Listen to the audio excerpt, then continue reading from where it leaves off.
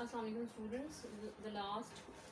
जो लास्ट हमने जहाँ टॉपिक छोड़ा था दैट वाज गॉसेस लॉ, और अब हमने उसकी एप्लीकेशन ऑफ गॉसेस लॉ देखेंगे। ठीक है, अब हम गॉसेस लॉ को अप्लाई करेंगे टू एवेल्यूएट इलेक्ट्रिक इंटेंसिटी। हम लोग इलेक्ट्रिक इंटेंसिटी फाइंड करेंगे फॉर डिफरेंट सर्फेसेस, मगर हम इस्तेमाल क्या करेंगे, हम इस्तेमाल करेंगे Gauss's law, electric intensity E, अगर आपको याद हो। ठीक है जी, उसके लिए हमें दो तीन चीज़ें जो जहन में रखनी है।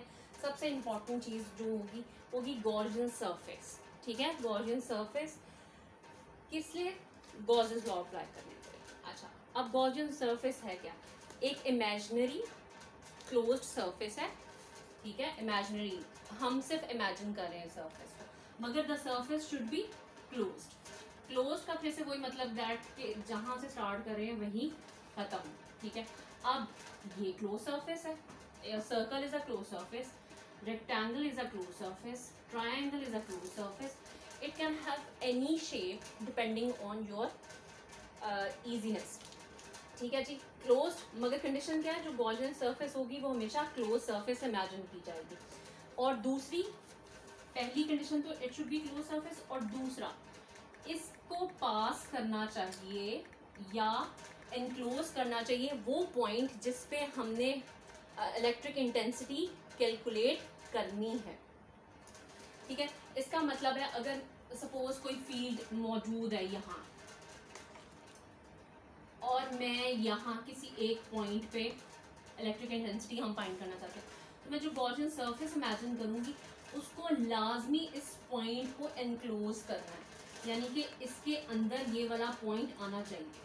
ठीक है, तो दो कंडीशन है गॉसियन सरफेस की, एक तो that should be a close surface, और उसके अंदर वो पॉइंट लाई करना चाहिए जिसपे हमने इलेक्ट्रिक इंटेंसिटी कैलकुलेट करनी है। ठीक है, तो सबसे पहला केस जो है that is intensity of a field inside a hollow charge sphere. Sphere फिर से वही बात कि एक आपकी किताब में 2D पिक्चर है, मगर sphere you know that it is 3 dimensional sphere. जैसे होलो समझे, होलो बॉल ले लें। ठीक है, स्फीयर ले लिया, अंदर से बिल्कुल खाली है। ठीक, अंदर उसके कुछ नहीं है कहाँ, चार्ज स्फीयर है, चार्ज मौजूद है, मगर चार्ज कहाँ मौजूद है, ऑन द सरफेस। ठीक है, this is a 2D picture, मगर आप इसे इमेजिन करें 3D में कि गेंद है, अंदर से बिल्कुल खाली है वो बॉल, और उसके सरफेस पे, ऊपरी सतह पे सारा का सारा चार्ज मौजूद है, मगर अंदर इट इज कम्प्लीटली हॉलो, बिल्कुल खाली है। ठीक है, अब इलेक्ट्रिक इंटेंसिटी हमने कहाँ फाइंड करनी है, intensity of a field inside, हमने उसके अंदर फाइंड करनी है। ठीक है, चार्ज सारा का सारा बाहर मौजूद है, मगर मैं चाह रही हूँ कि इंटेंसिटी कहाँ फाइंड कर सकूँ, इनसाइड दैट स्फीयर। ठीक है, अब मैं कहती हूँ कि इस स्फीयर का जो इटसेल्फ रेडियस है वो क्या है, r, इसका रेडियस है। अब सबसे पहला काम जो हमने करना है, हमने एक गॉसियन सरफेस इमेजिन करनी है। ठीक है, मैं उस गॉसियन सरफेस को इमेजिन करती हूँ in the form of a sphere.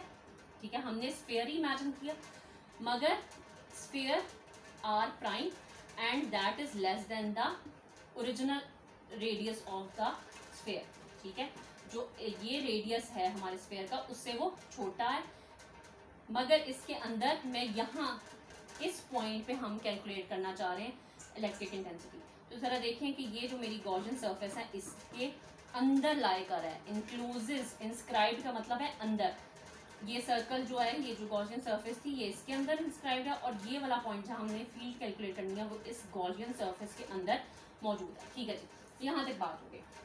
अब दो चीज़ें हम हर इसकी एप्लीकेशन इस्तेमाल करेंगे, एक गॉसेस लॉ दैट इज के flux through any close surface is equal to 1/ε0 times the charge enclosed by that surface, enclosed by that surface. और दूसरा, हम हर जगह फ्लक्स की, इलेक्ट्रिक फ्लक्स की डेफिनेशन इस्तेमाल करेंगे। Electric flux as you know is E.A। ठीक है जी, अब जरा देखें ये अब हम कहाँ किसके लिए कैलकुलेट करने लगे हैं, गॉसेस लॉ कहाँ अप्लाई करने लगे, इस गॉसियन सरफेस पे। तो क्या इस गॉसियन सरफेस के अंदर कोई चार्ज मौजूद है, हमने पहली बात की है कि अंदर से दिस इज इंटायरली हॉलो, बिल्कुल खाली है, सारा का सारा charge is on the surface. तो अंदर कोई चार्ज मौजूद नहीं है। तो गॉसेस लॉ की definition 1/ε0 into Q, which would mean कि यहाँ charge Q is equal to 0 है। Q 0 हुआ तो आप क्या, इलेक्ट्रिक फ्लक्स भी 0 हो गया, ठीक है। By definition of Gauss's law वो 0 हो गया।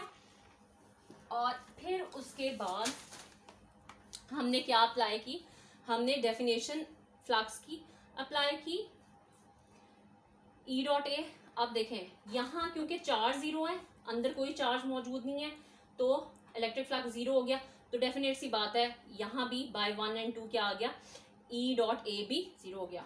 यहाँ अगर 0 तो यहाँ भी 0 होगा। तो अब बताइएगा क्या एरिया 0 है? एरिया तो 0 नहीं है।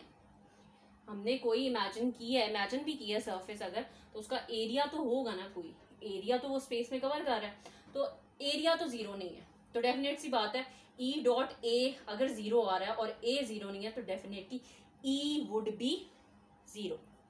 इसका मतलब है इलेक्ट्रिक इंटेंसिटी 0। तो फिर यहाँ से हम लोग क्या रिजल्ट निकाल रहे हैं कि अगर हमारा जो स्फीयर है उसके सरफेस पे चार्ज मौजूद है मगर अंदर चार्ज मौजूद नहीं है, तो अंदर कोई इलेक्ट्रिक फील्ड इंटेंसिटी मौजूद नहीं होगी। समझ भी आता है थोड़ा सा इस तरह कि देखिए हम लोगों ने नेट पॉजिटिव चार्ज दिया, सिमिलर चार्ज, यहाँ का चार्ज की अगर डायरेक्शन आउटवर्ड है तो इस वाले की भी आउटवर्ड है। These all would cancel each other affect. तो अगर होलो स्फीयर है या होलो सरफेस है, कोई भी सरफेस होलो है, कोई रेक्टेंगल होलो है और उसके सरफेस पे लेट्स अज्यूम इसकी सरफेस पे मैंने चार्ज दे दिया, अब वो नेट पॉजिटिव भी हो सकता है और नेट नेगेटिव भी हो सकता है, तब भी इसके अंदर कोई फील्ड मौजूद नहीं होगी, इलेक्ट्रिक इंटेंसिटी वुड बी 0।